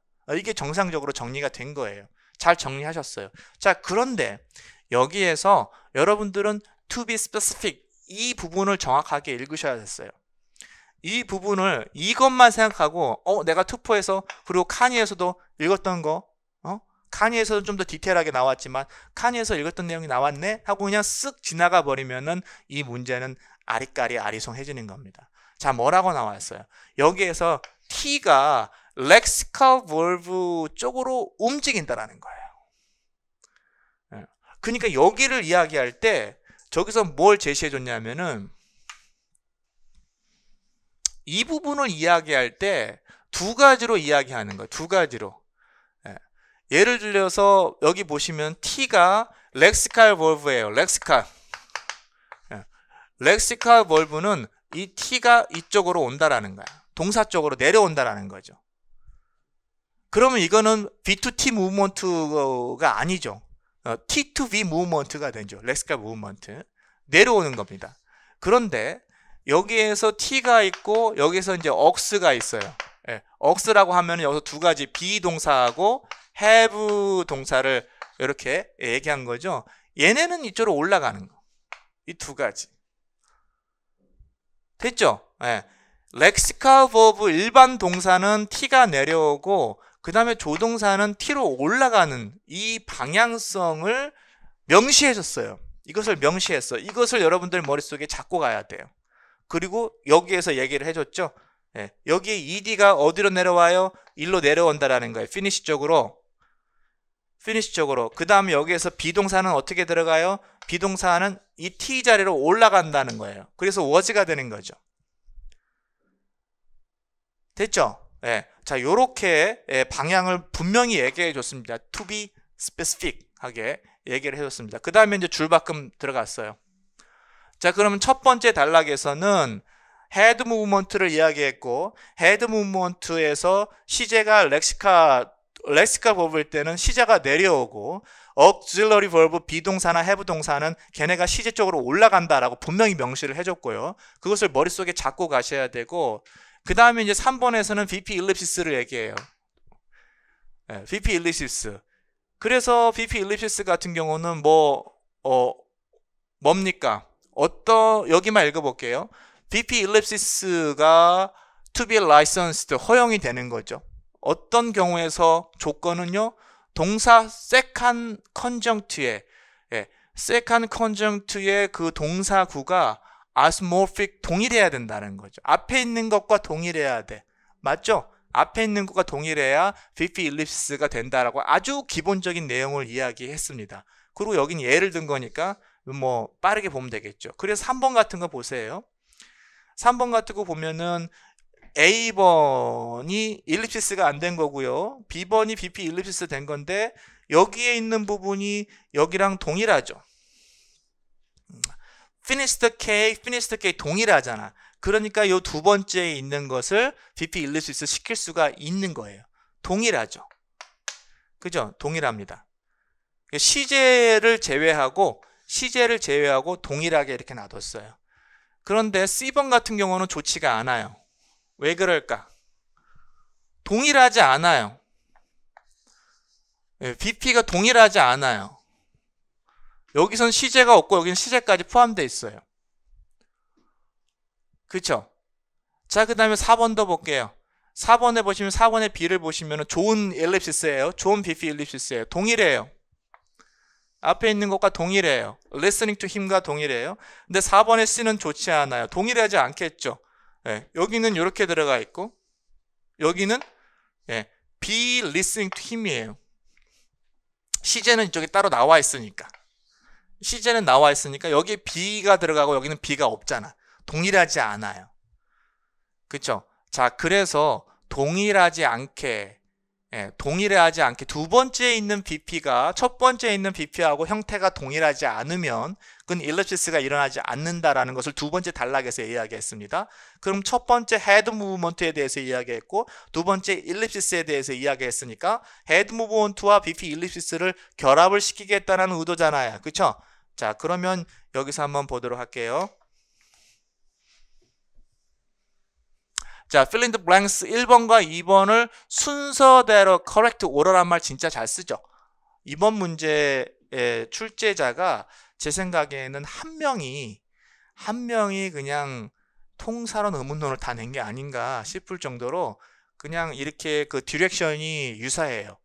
그 다음에 빈칸 넣는 이러한 것도 유사하고 디렉션에 쓰는 이 얼투도 유사하고 그래서 한 사람이 다 낸 게 아닌가 싶은데 그래서 출제진이 이렇게 영어 그 임용시험이 약간 들쑥날쑥한 그런 느낌이 들잖아요.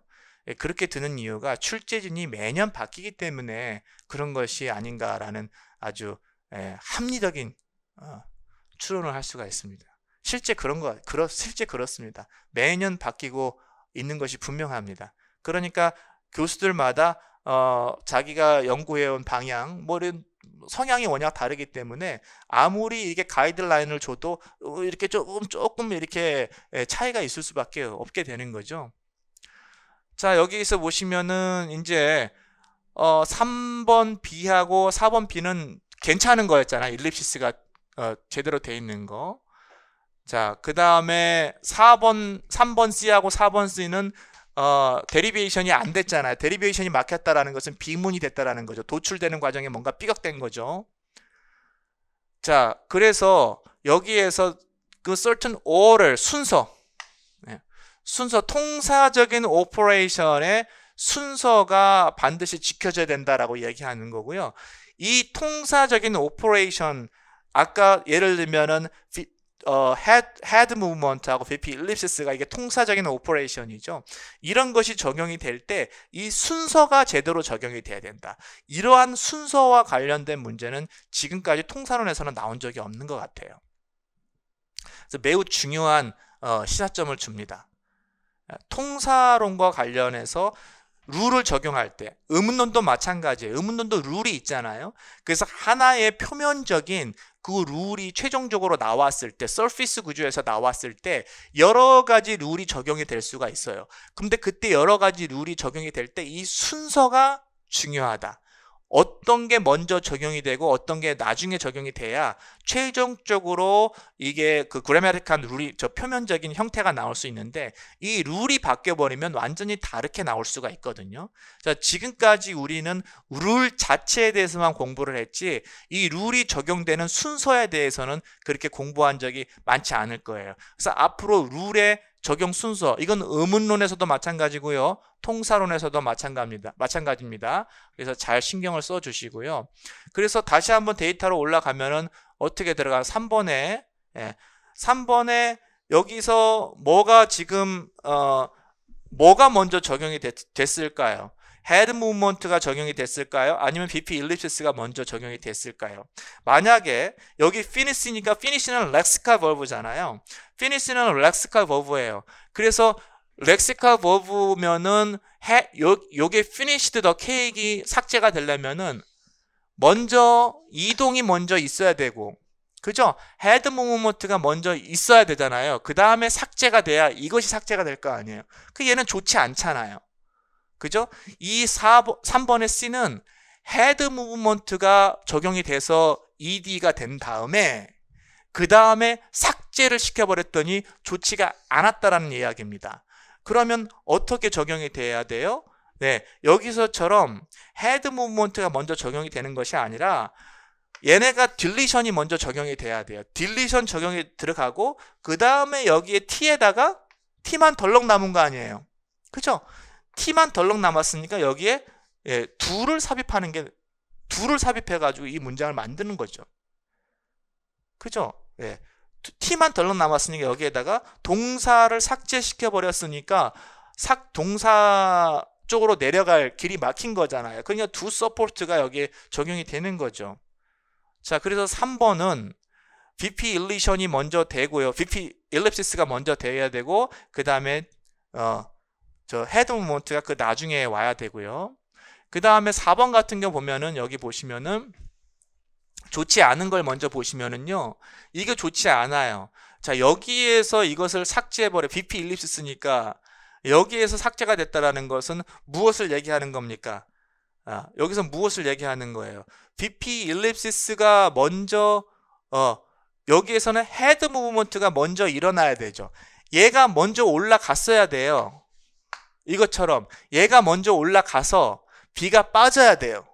그쵸? 먼저 올라가야 돼요. 그리고 나중에 나머지만 지워져야 맞는 건데, 얘가 올라가지 않는 상태에서 BP 일립시스까지 B에서 T로 올라가지 않은 상태에서 일립시스가 먼저 적용이 된 거잖아요. 그쵸? 그러니까 4번 같은 경우에는 뭐가 먼저 적용이 돼야 됩니까? 헤드 무브먼트가 먼저 적용이 돼서 B가 올라가야 되고, 이것처럼 B가 올라가야 되고, 그 다음에 BP 일립시스가 돼야 B번처럼 정확한 문장이 나오는 거죠. 그래서 답은 어떻게 적용이 됩니까?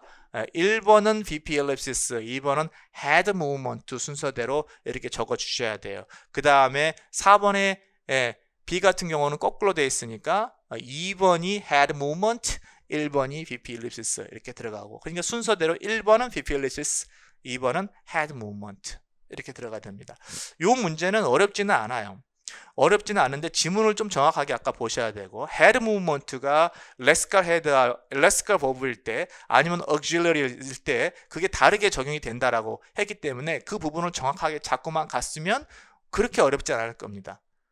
그런데 그 중간에서 여러분들이 지문을 to be specific 한 부분을 소홀히 했다거나 그러면 이 부분은 헷갈릴 수가 있어요. 이 부분은 그러니까 지문을 정확하게 to be specific, 아까 그 부분을 정확하게 잡으시면 나머지는 크게 어려운 게 없었을 것이다 라는 생각이 듭니다. 자, 그 다음에 4번 볼게요.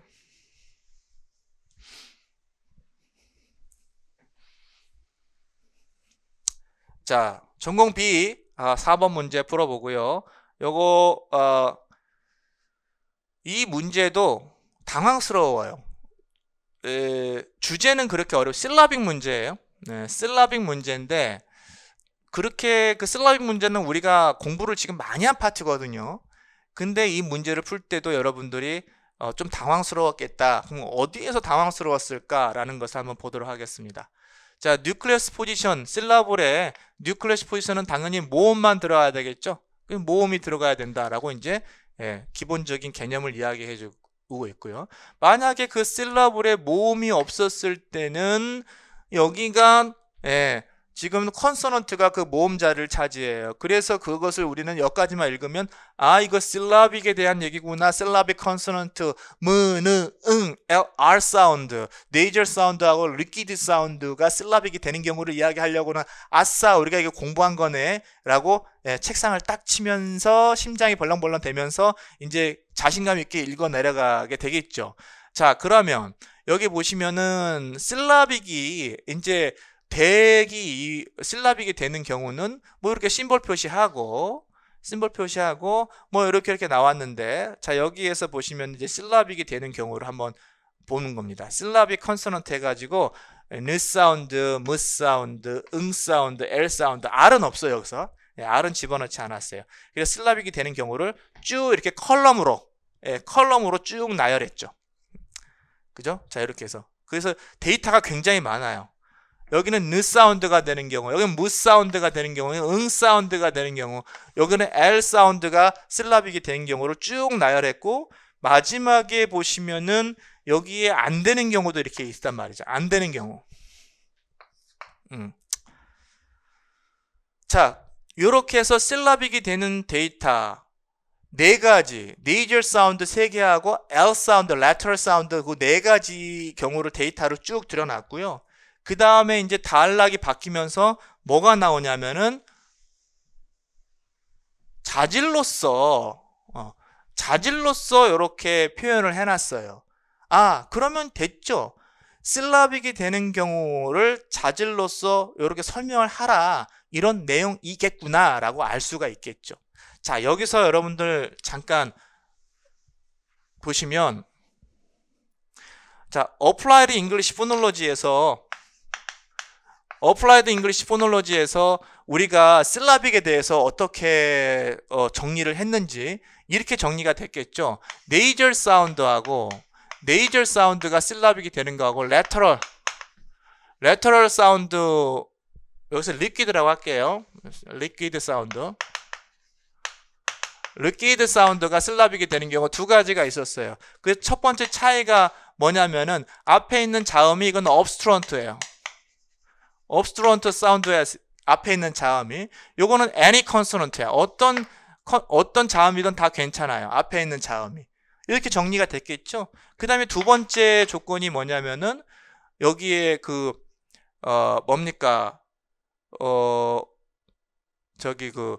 두 번째 조건이 이 네이저 사운드가 실라빅이 되기 위해서는 앞에 있는 자음과 조음 위치가 같아야 돼요. 그쵸? organesty. 조음 위치가 같아야 돼. 홈 organest의 속성이 있어요. 근데 얘네는 그런 속성이 없어요. 그렇죠? 이 두 가지가 지금 어플라이드 잉글리시 포놀로지에서 여러분들이 이렇게 정리가 됐을 겁니다.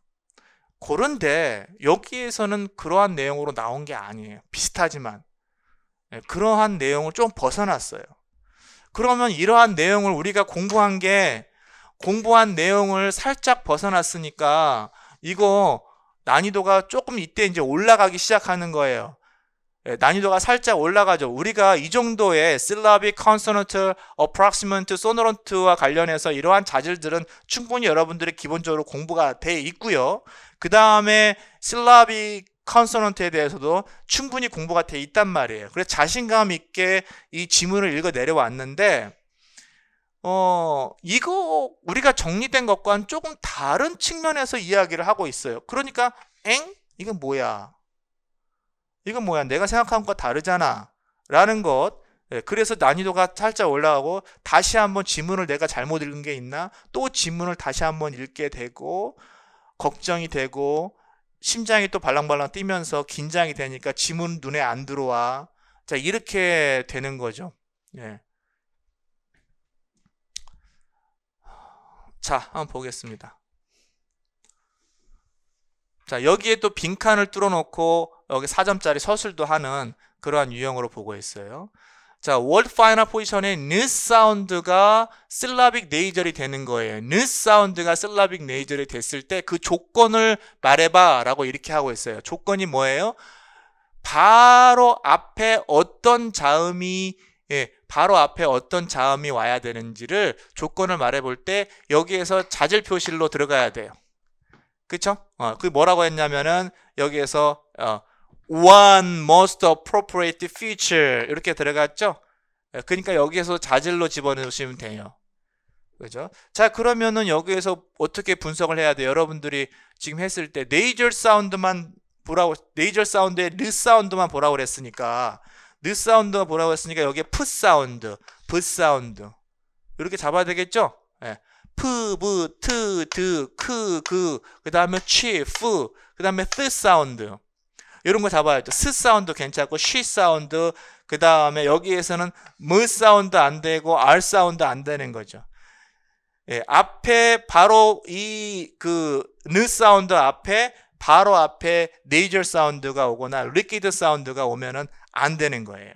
그렇죠? 이 두 가지가 대표적으로 소노런트 사운드죠. 소노런트 사운드가 아닌 업스트런트 사운드가 와야 지금 허용이 되는 겁니다. 자, 그러면 여기에서 뭘 잡으셔야 돼요? 어떤 자질로 잡으셔야 됩니까? 요 자질 표시로 여기에 표시하기가 약간은 눈에 확 들어오지 않을 수도 있어요. 그죠? 아까 얘네 들어가면 안 됐죠. 리퀴드 사운드하고 네이절 사운드 이거 들어가면 안 됐단 말이에요. 당연히 글라이드도 아니고 바울도 들어가지 못하는 거죠.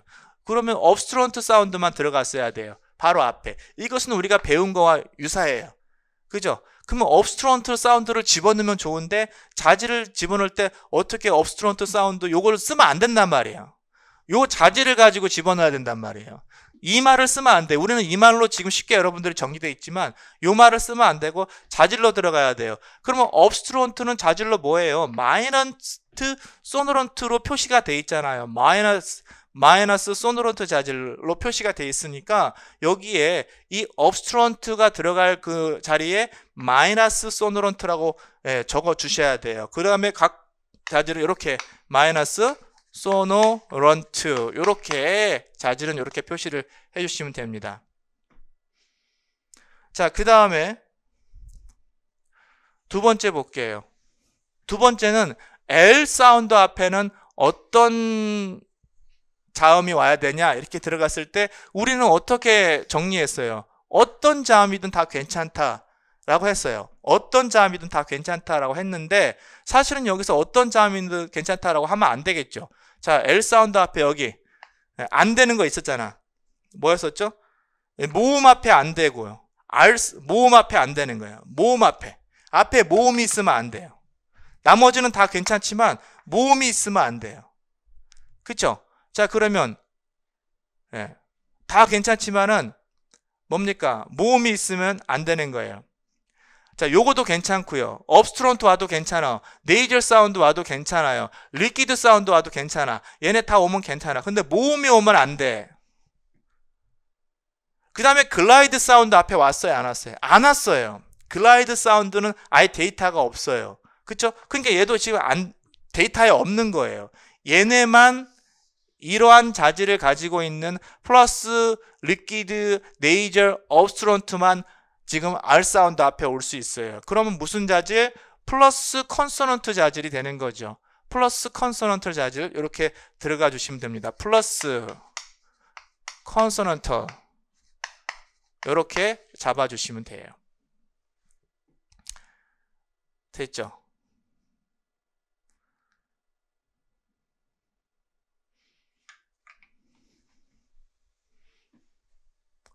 자, 여기서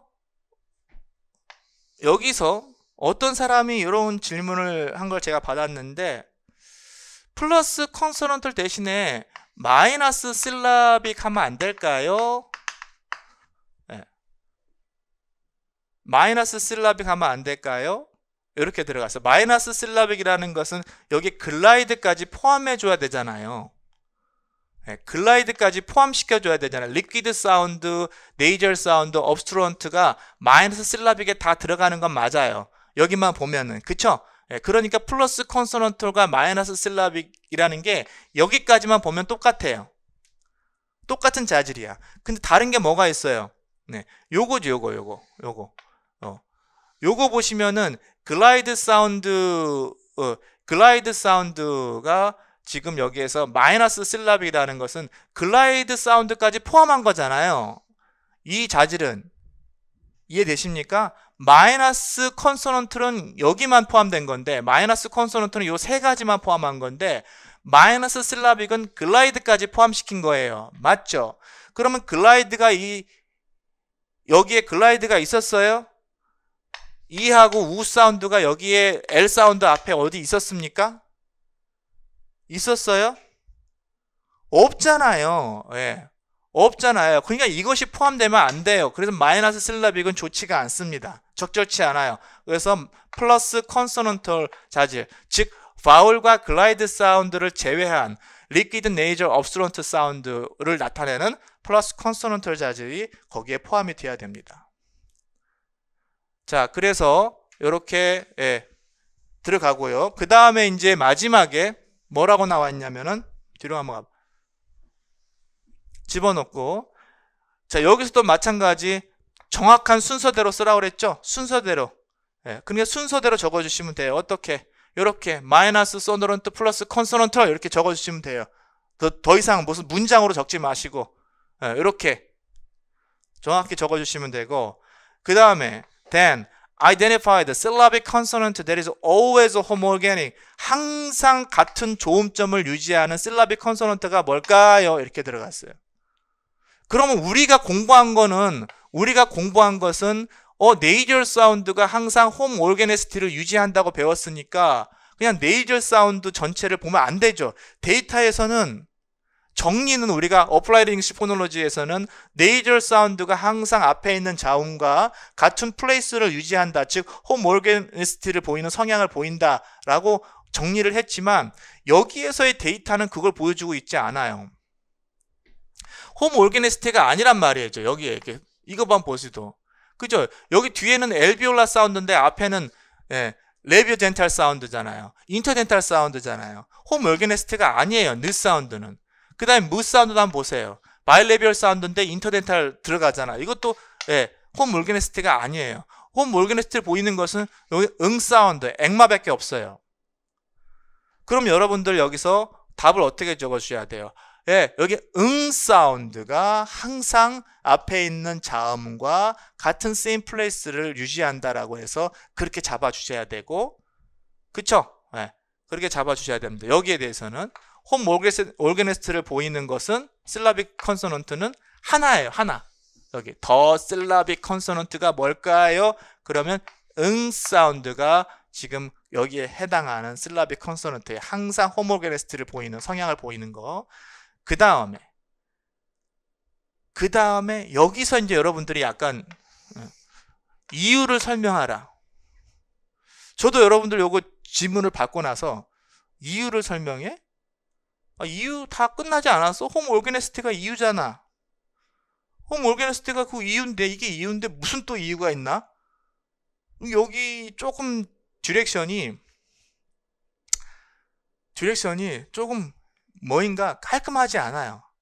깔끔하지 않고 조금 이렇게 홈 오르게니스트까지 가면 좋은데 그 이유를 설명하래. 이유가 홈 오르게니스트인데 앞에 있는 자음과 같은 플레이스를 유지하는 건데 무슨 또 거기에 리즌이 필요해.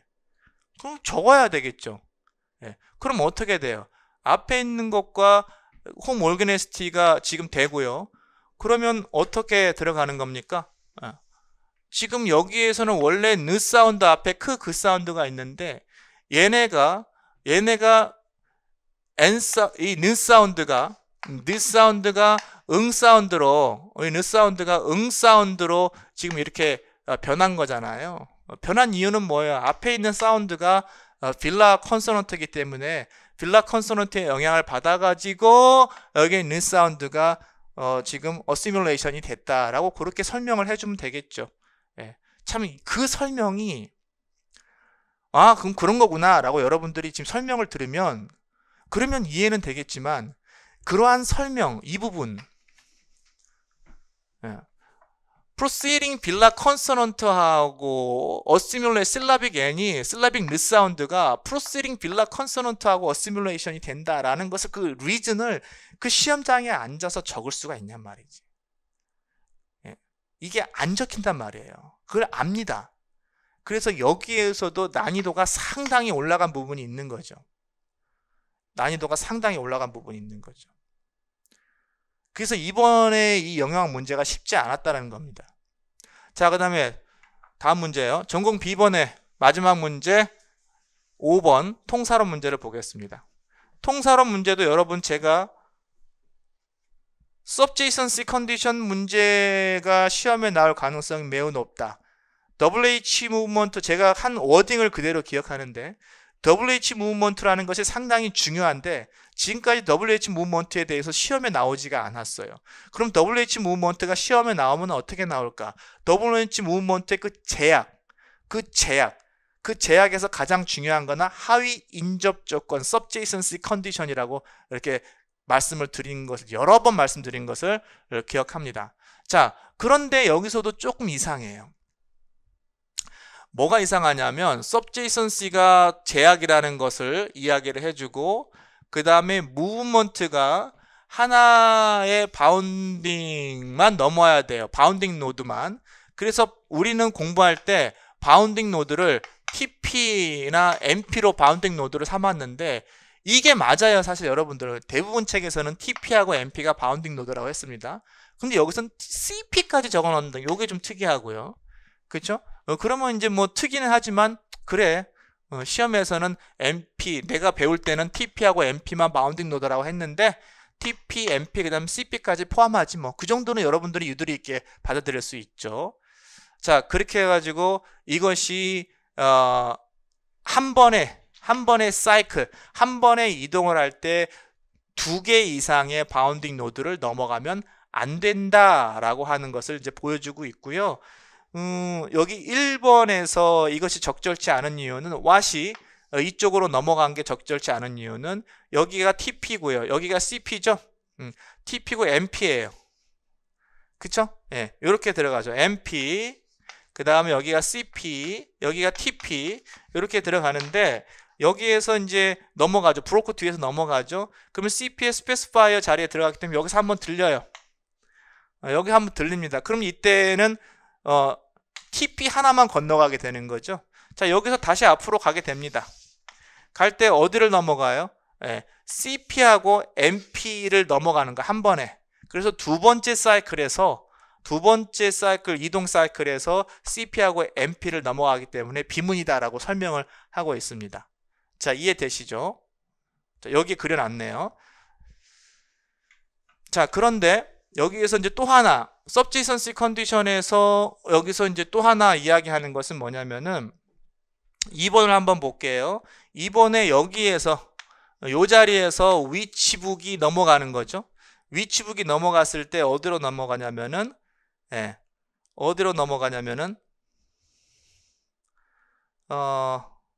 여기 한번 보겠습니다.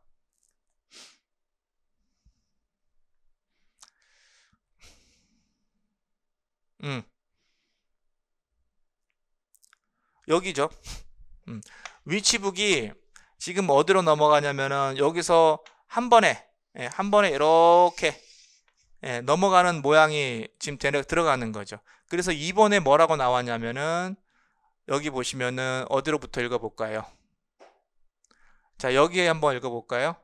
자, this is a violation of subjacency and 그래서 위반해가지고 ungrammatiality가 생겼다.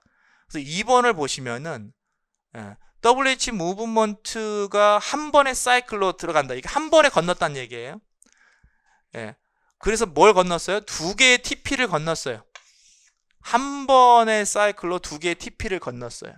맞죠?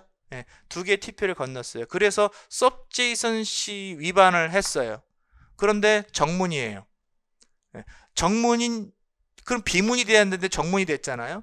그래서 이것을 정문으로 만들기 위해서 어떠한 조건을 내냐면 동사의 컴플리먼트는 바운딩 노드가 아니다라는 조건을 하나 더 걸어요. 이것도 우리가 일반적으로 언급하지 않는 부분인데 지문에서 이렇게 읽었을 때 충분히 여러분들이 응용하실 수 있을 거라 봅니다. 그래서 얘는 동사의 컴플리먼트이기 때문에 얘는 바운딩 노드라고 여겨지지 않죠. 그래서 여기서 건너갈 때 하나의 바운딩 노드인 TP만을 건넜다라고 우리가 이제 설명을 할 수 있게 됩니다. 그래서 정문 이렇게 들어가는 거죠. 자, 그러면 여기서 이제 두 가지를 이야기하고 있어요.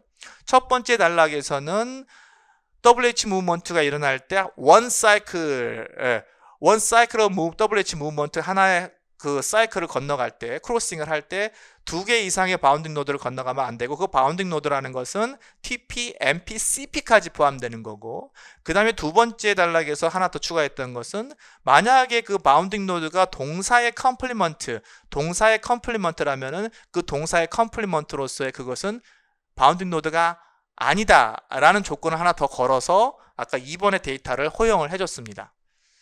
됐죠? 자, 그래서 여기서 보시면은 지문 디렉션을 한번 읽어볼게요.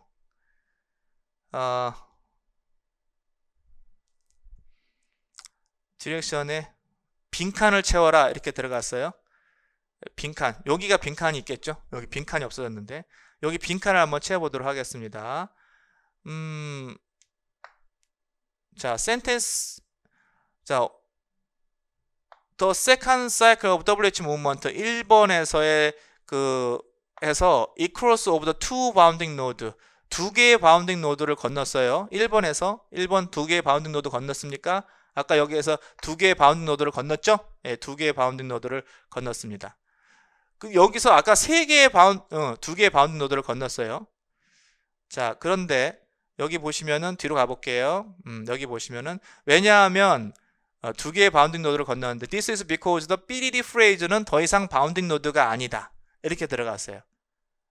BDD phrase는 더 이상 바운딩 노드가 아니다. 명사 phrase는 더 이상 바운딩 노드가 아니다 라고 이야기하는 거죠. 명사 phrase는 왜 명사 phrase가 더 이상 바운딩 노드가 아닙니까? 이게 명사 phrase는 더 이상 바운딩 노드가 아니다 라고 이야기하는 거죠. 그렇죠? 왜 그러죠? 동사의 컴플리먼트니까. 동사의 컴플리먼트니까. 됐죠?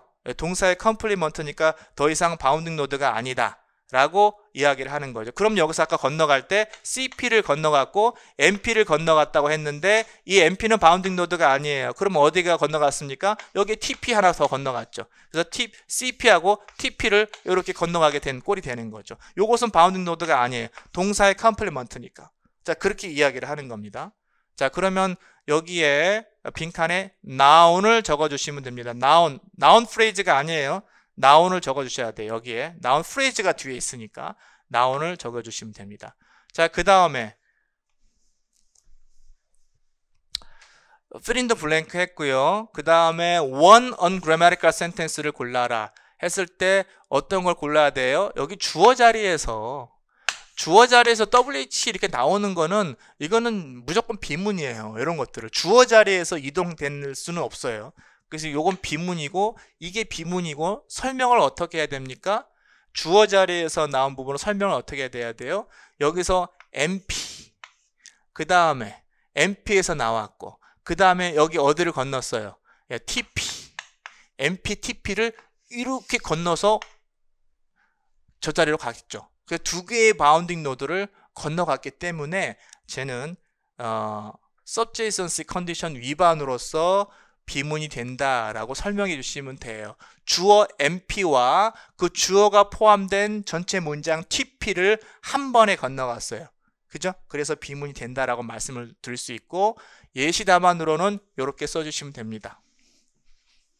noun 그 다음에 ungrammatical 반드시 적어야 되고요. 그 다음에 여기에서 두 번째가 비문이다 적으시고 그 다음에 그 이유를 설명했을 때 어떻게 설명해야 돼요? 요것을 구체적으로 적으라고 그랬죠? 네, 요거 MP, TP를 건너갔다. 두 개의 바운딩 노드를 건너서 위반이다 라는 거 요거 반드시 들어가야 돼요. 요 ungrammatical 반드시 들어가야 되고 요거 반드시 들어가야 되고 자, 이렇게 해서 여러분들이 답안을 작성해 주시면 됩니다.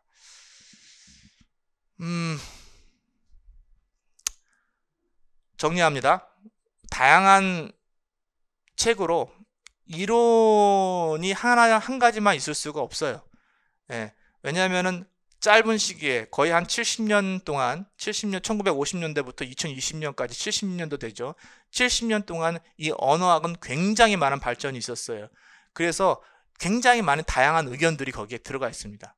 이견들이 많아요. 충돌들이 많습니다. 그래서 문제가 나올 때도 우리가 배운 그 부분이 항상 그대로 개념이 그대로 변하지 않고 나오지는 않을 수가 있다는 거죠. 조금씩 교수들마다 조금 다른 의견을 가질 수 있기 때문에 이렇게 지금 subjacent condition 같은 거도 바운딩 노드 CP를 하나 더 집어넣고 그 다음에 동사의 컴플리먼트로서 쓰이는 것은 바운딩 노드가 아니다라는 그러한 내용이 좀 추가가 되기도 하고요. 아까 그 슬라빅에서도 우리가 어플라이드 잉글리시 포놀로지에서 배운 것과는 달리 좀 더 디테일하게 물어보는 경우도 있습니다. 그래서 그런 것들을 봤을 때 우리가 좀 다양한 책에서 다양한 이러한 의견들을 좀 많이 읽으면 시험에 대비하기에 좋겠다라는 생각이 들고, 그것을 여러분들한테 강의에 반영을 하기 위해서 최대한 많은 자료를 사용해 가지고 여러분들에게 동일한 주제로 많은 다양한